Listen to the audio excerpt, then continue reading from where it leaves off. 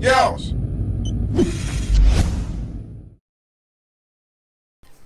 Yo, what is going on, y'all? Now, this shit's funny. This shit is funny. So when the PS4 got released last week in America, I mean it's been just over a week now, and you know a few people used to were getting problems with the PS4. So apparently some people had it dead on arrival, some people had some HDMI problems and shit, and everyone knows, well except for the Xbox fanboys, everyone knows that when a new product is released, an electronic product, forget gaming for a minute, any product that's released, a TV, a computer, a microwave, you know, any sort of an iron, I don't know, any sort of electrical device that's being released into the market, there's always a failure rate. There's no such thing as a perfect electronic system. You know, electronics, they always fail. They always fail.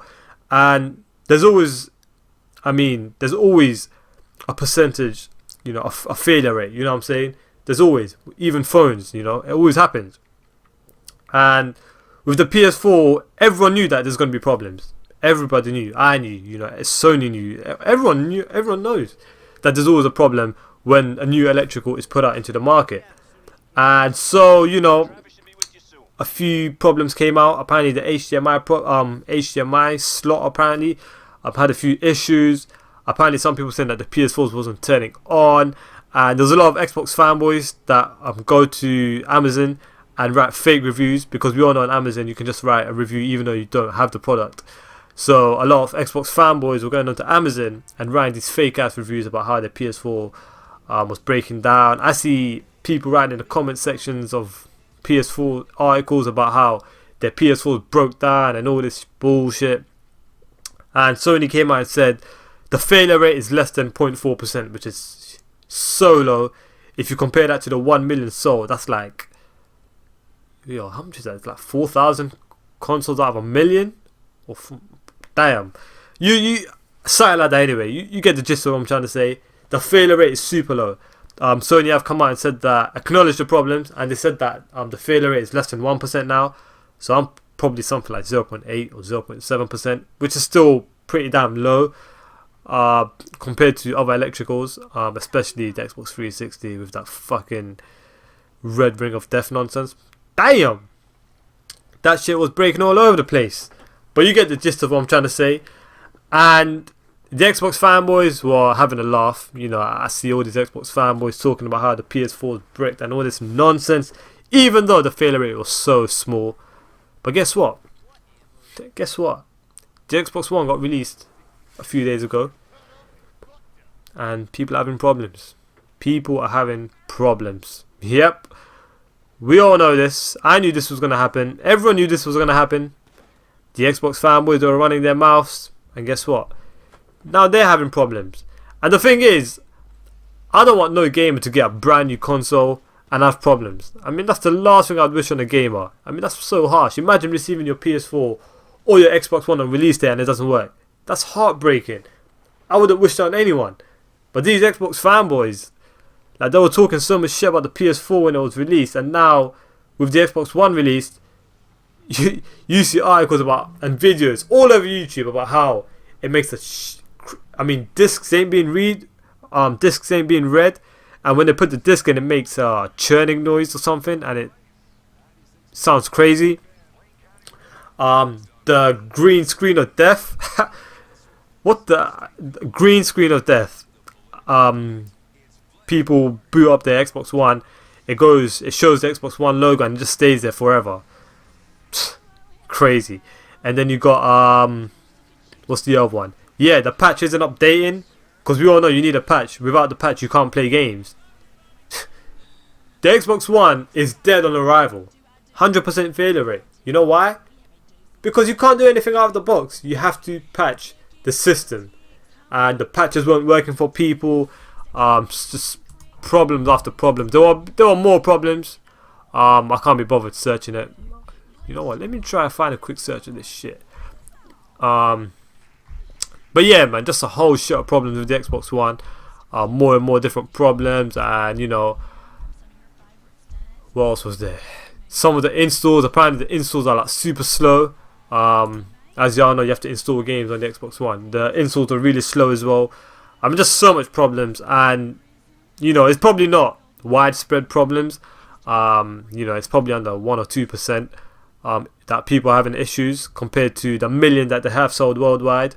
That was announced. They have sold 1 million or over 1 million Xbox Ones in 24 hours in 13 territories, pretty much worldwide. Whereas obviously PS4 sold more than 1 million in under 24 hours in North America. So yeah, Microsoft are going to be doing some catching up, I can tell already. But that's crazy, you know, Xbox fanboys, just leave it there. And then the other crazy shit. So when the reviews came out for the PS4 exclusives, we all know people hated Knack. Got some really low review scores.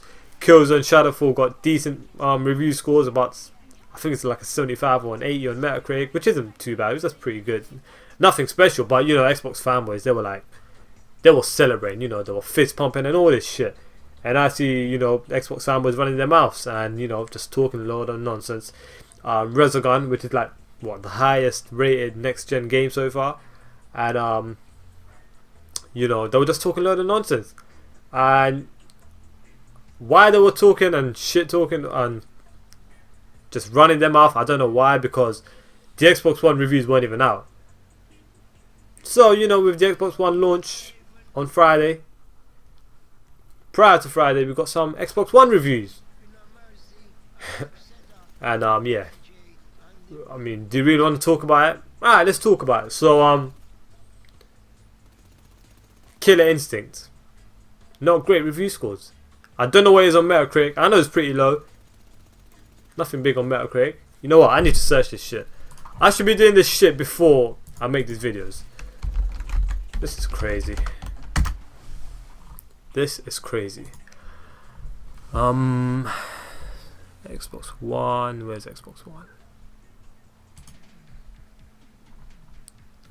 Alright, so.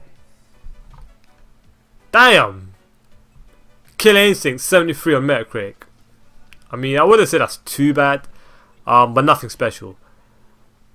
Forza Motorsport is on 82, which is pretty good. Yeah, that's pretty decent. But you know, we all know Xbox gamers, they don't play racing games. All they play is shooters. They just want shooters and guns. That's all they want. So nobody plays Forza on the Xbox One. Everyone knows that. Killer Instinct 73, not great at all. Zoo Tycoon 70. I mean, which Xbox gamer is going to play Zoo Tycoon? Come on, come on. What's it called? Dead Rising 3 is on 78.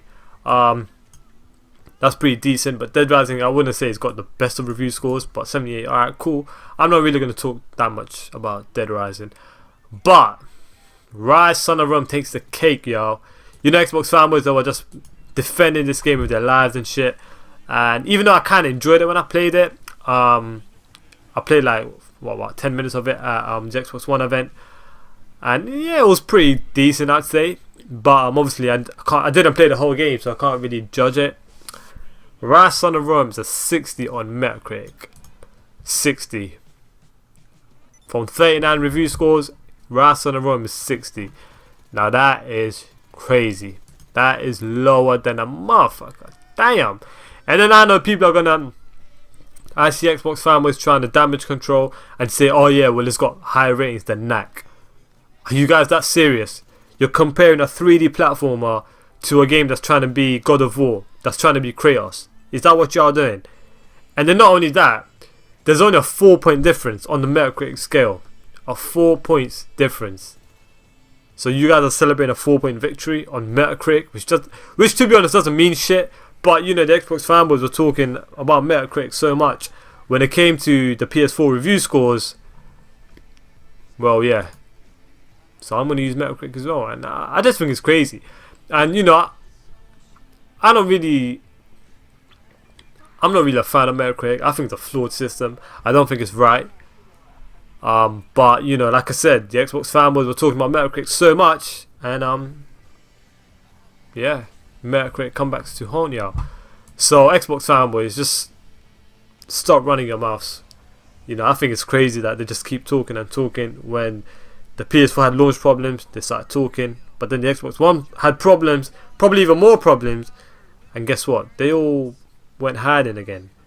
And then when Rise Son of Rome and the first party Xbox exclusives got shocking review scores, yeah, they went hiding again.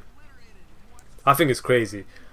You know, I think it's crazy. Just enjoy what you play. I mean, there's no need to go and just keep talking about how Metacritic scores are higher than... I mean, come on. I mean, we all know when Naughty Dog, Media Molecule, Polyphony, Sucker Punch, Sony Santa Monica, Sony Bend, when all of these first Guerrilla Games' new game, when all these games start dropping, when Quantic Dream's new games start dropping on the PS4, it's going to be a wrap, people. It's going to be a wrap. You know, we're seeing games coming out for the PS3, even though the PS4 has been released. We're seeing exclusives. You know what I'm saying? We're seeing exclusives. But on the Xbox One, to be honest, y'all have quite a few exclusives right now. But how is that going to look in a year or 2 years or 3 years time? We all know how that's going to look. Just like the Xbox 360. I mean, what exclusive has the Xbox 360 got in like the past year? What? Is it Gears of War Judgment? Is that the only one? While this year alone we've had Ni no Kuni on the PS3. We've had God of War Ascension. We've had Sly 4, The Last of Us, Beyond Two Souls, Puppeteer, and the list goes on and on and on and on and on. You know what I'm saying? So I don't really want to get into that debate, but I just wanted to point a few things out because I see a lot of Xbox fanboys, you know, talking a lot of shit. So that's it from me, y'all. Let me know what y'all think down below in the comments. Don't forget to hit the like, subscribe for more. Hit me up on Twitter, links in the description. And I'm out, y'all. Peace.